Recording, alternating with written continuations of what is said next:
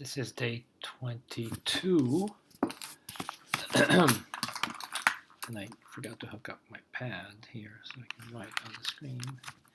So we're getting closer, about a week exactly. Today's Monday. Next week we have exactly a week before our state test. So hopefully you are reviewing, taking advantage of this. Okay, so let's see how we work here. Expressions and equations. And first one, determine whether the given is a solution of the equation. If it is, now provide the value to make it. So here, we're asking is 14. If they give you the answer. So if I put 14 over here, this is 23 on this side, and then it says 14 minus 9 is 5. So they're not equal to each other. So definitely, when x equals 14, it does not make this equation true. So it asks us to actually find the answer. So I'm going to draw a line here. This is a subtraction equation, so I'm going to do plus 9, the inverse operation, plus 9, and I'm going to do plus 9 over here. These two end up, minus 9 and plus 9 end up 0, so you can cross that out. And over here you get x left over, and on this side 23 plus 9 is 32. And that will be our solution. So just to make sure, let me check. 33 equals 32 minus 9. Let's see if that's true. On the left side is 23, on the right side 32 minus 9 is 23, and that proves that our answer is true. So this equation is only true when x equals 32. 9 times x equals 117. Well, it tells you that x equals 12, so let's see if that's true. Substitute. 9 times 12 equals 117, and 9 times 12 is actually 108, which is not 117. So again, this is not a correct answer. So we got to find out the value of x. So again, let me separate this. This is multiplication. That says 9 times x equals 117. So the opposite of multiplication is division. So I'm going to divide this by 9. Now I'm going to show division using a fraction. Divide this side by 9. And these two 9s become 1, right? So 9 and 9 actually becomes 1. So I get 1x, or just simply x. And on the other side, 117 over 9. And I'm going to leave it as a fraction because if I don't need to change it to an improper mixed number. And the reason I'll show you right here, and I'm going to substitute to make sure this is correct. So 9 times 117 over 9, is that equal to 117? That's my original equation, right? So on my original equation, let me just erase this. Right?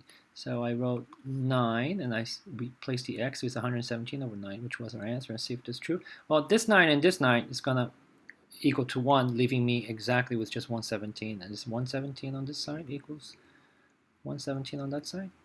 Yes, it is. So my answer is, when x equals 117 over 9, it's true.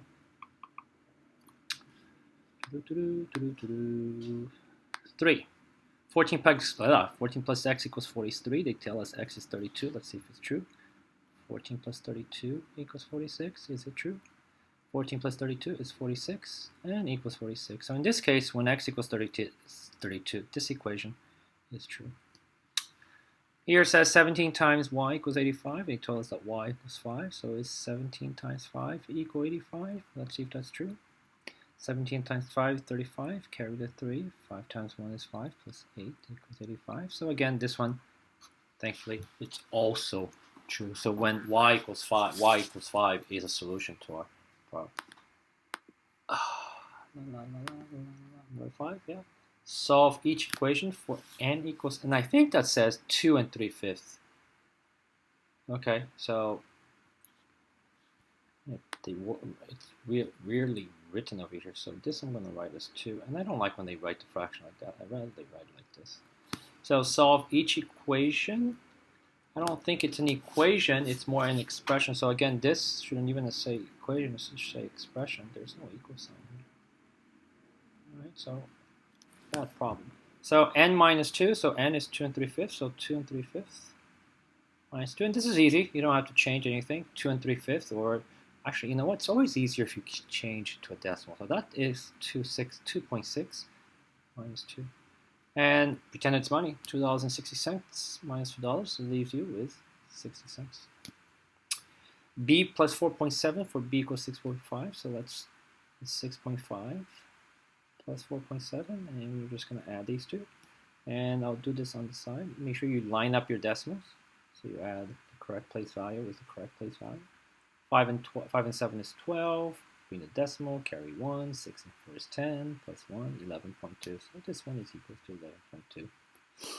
X minus 5.7. So it's 6.2 minus 5.7. And over here, 6.2, 5.7. Let's subtract. Okay, so I need some borrowing here. That becomes a 5. This becomes a 12. 12 minus 7 is 5. Bring the decimal. 5 minus 5 is 0. And you get 50 cents, so just 0.5 left. Okay.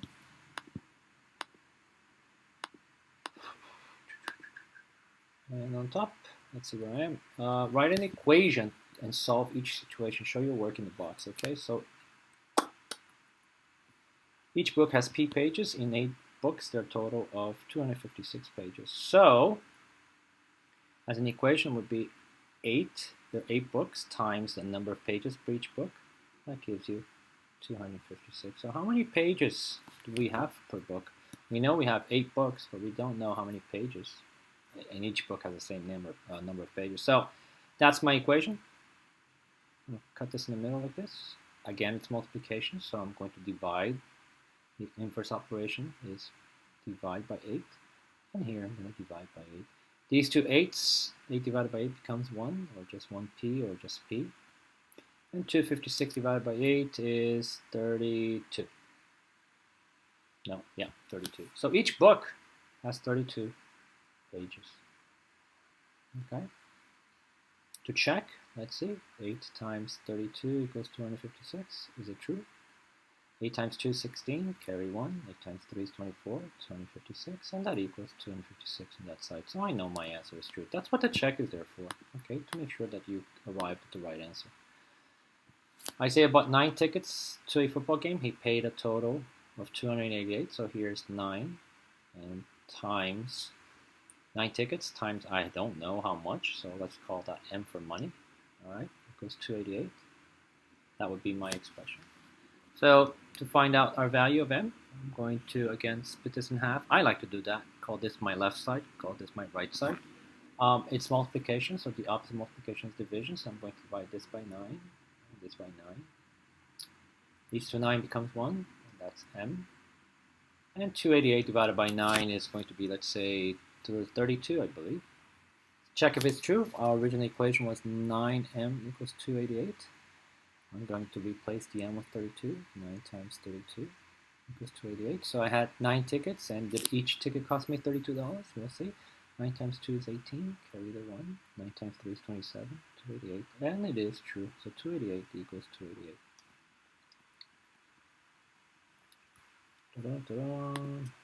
Ashton drove 480 miles and used 20 gallons of gasoline. How many miles did he get per gallon? Okay, so 20 gallons, right, times miles. Oops, one too many. 20 gallons times the number of miles. How many miles did it get per gallon?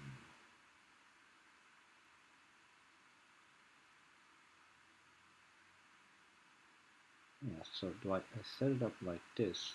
20 gallons times the number of miles per gallon equals 480. So that's my equation again. All right. I'm going to divide this by 20. Divide this by 20. This 20 becomes 1, or 1m. I write 1m, or just m. And this divided gives me 24. Substitute. 20 times 24 equals 480. Is that true?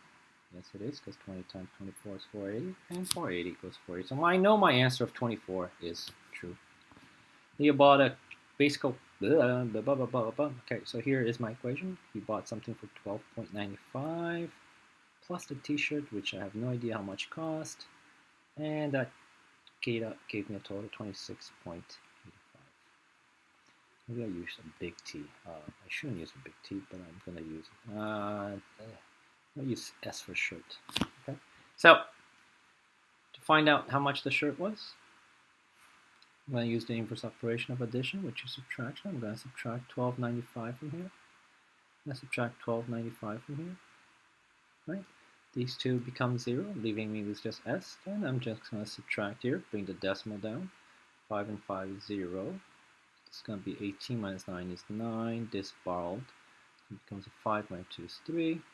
And 1. So my t-shirt was $13.90. And I could check again and add 12.94, 5 plus 13.90. That should give me 26.85. Does it really do that? 0, 5, yeah, that's it. 18, carry the 1, 2, 26.85, and the left side equals my right side. Okay.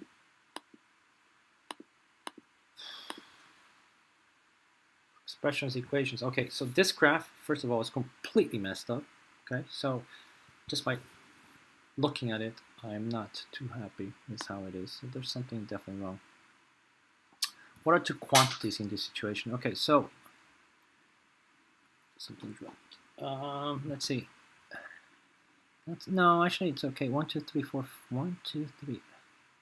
Okay, whoever made this graph, seriously, just not really the right way. I need to get my charger. So it says it's asking for two quantities in this situation. So I guess we're asking for a relationship between the x-axis and the y-axis. So in this case, the x-axis represents the time, and the y-axis represents what? Distance, right? So I can look at this graph and say that, let's say like here, for example, in 1 hour, he drove 1 hour. He drove, or the bus drove, 50 miles. Okay, actually the graph is okay. I was confusing it with the other day. I identified the independent variable. The independent variable is a time, right? Remember, independent's always here, and the dependent's always here. Okay. Anything else for this question? The dependent, all right, we took care of that. It's the distance. Write an expression that gives the distance the bus travels y in x hours. So the total distance depends on what? The total distance, which is your y-axis, right? I'm just going to write the total distance depends on the hours, number of hours, times what? Times 50. Excuse me. All right, so there is my relationship, and I can replace the d and the h. The d would be my y-axis, so my y equals x times 50, or better, actually should have been written 50x or 50h here on top. Okay, so that's my expression. If you notice that all the way here, 1 hour is 50, 2 hours 100. So how did the 2 become 100 times 50? How did the 3 become 150? So if you want to make a table actually to help you with this question, and I'll do that over here. Okay, so sometimes you might use your table, your x and your y, right? So when it's 1 hour, the bus goes 50. When it's 2 hours, it goes 100. When it's 3 hours, 150. So how does this? What's the relationship here? You can tell that it's a times 50 relationship, right? So the y, so in order to get a y, to find out the y, you need to take these numbers, any of these numbers, right, the x, and multiply by what? By 50. Okay? So use this equation that you just found or created to see how much it travels in 9.5 hours. So 9.5 hours would be placed right here, right? 9.5 times 50. It's going to be, I have no idea, times 50. Here's where calculator comes in handy. Don't tell anybody. 9.5 multiplicado por 50 me sale 475. I knew that. So in 9.5 hours, the bus travels 475 miles. Okay. Let's start over here. So here you get, I'm going to minimize this a little bit more. Okay. So here's our equation, y. So again, remember when we did this, x, the rule is my independent. My rule in this case is x plus 3. and my dependent is y, right? So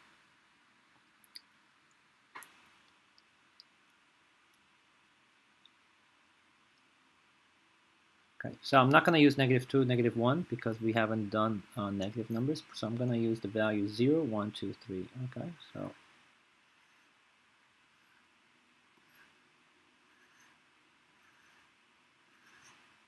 Okay, so I'm going to skip these two. Okay, so when x is 0, you get 0 plus 3, and you get 3. When x is 1, you get 1 plus 3, and you get 4. When x is 2, you get 2 plus 3, and you get y 5. When 3, it's 3 plus 3, and you get 6. So your points are 0, 3, right? The x value, the y value, 1 and 4, 2 and 5, and 3 and 6. Okay, and now I'll write these pairs. Should have been written in these lines. I'm going to graph this. Can I make this any smaller? Yeah, okay, so I'll move this. Okay, so gotta be careful here. So 0 and 3 would be 0 and 3 up. 1, 2, 3 would put this right here. 1 and 4 would be right over here. 2 and 5 would be around here. And 3 and 6 would be here. And I'm going to graph this and make a straight line. So straight line that way. And extend your arrow both ways. Okay. There's more. Yeah, one more page. Oh, inequalities. So x is less or equal to 8. Well, let's find 8. Let's create a little dot on top of the 8. All right, we want numbers that are less or equal to 8. So less or equal to 8. I hope everybody can see it. Numbers on this side of that circle. Okay, like -2, 0 is less than 8, 1 is less or equal to 8, and even 8 in this case works, and that's why 8 is going to be shaded. 4 is less than x, so be careful here how you read this. Okay, so I need number. 4 is going to be smaller than any of these numbers, so where's 4? So if you have doubts, pick a ridiculous large number. Remember I told you to pick a really big number. Pick 1,000. So let's pick 1,000 and put it over here. Is 4 less than 1,000? Yes, it is. Where is 1,000? On the right side? On the left side? It's on the right side. So in this case, the graph aims that way. Are we going to shade 4? No, we're not, because it doesn't have that equal sign. Same thing here, -7. Where's -7? Let's find -7. Let's create a little 0, a little circle.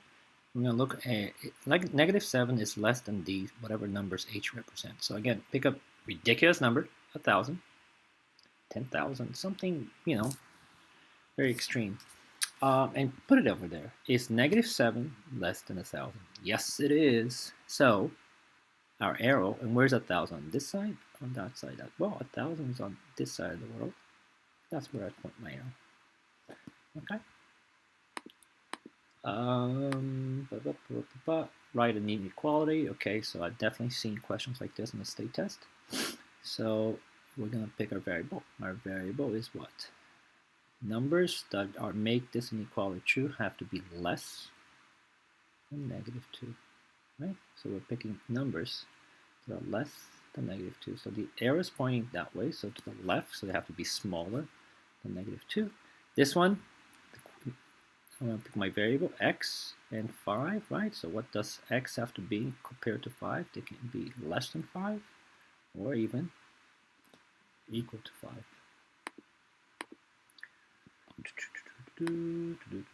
Okay, so 2 more questions, not that bad. There are fewer than 20 students in the class, so fewer. So here is my classroom, and the classroom has fewer than 20 students. Okay, can it have 20 students? No, it has to be fewer, less than 20 students. So this would be my inequality, and I think I messed up. I should have written this here. So my inequality is going to be like this, 20, 21, 19. So the number of students in this class have to be less. So that's going to go that way. In order to ride a roller coaster, you must be 48 inches tall. So let's put R for roller coaster, 48. So what do you have to do? What do you have to be in order to be on this roller coaster? Well, you have to be greater than 48 inches for sure. And can you be equal to 48? Yeah, you can. So our number line is going to look like that. circle. And you can be a 48, so I'm going to shade it. And you can be anything above that. That's it, I think, I believe. Yes, that's it.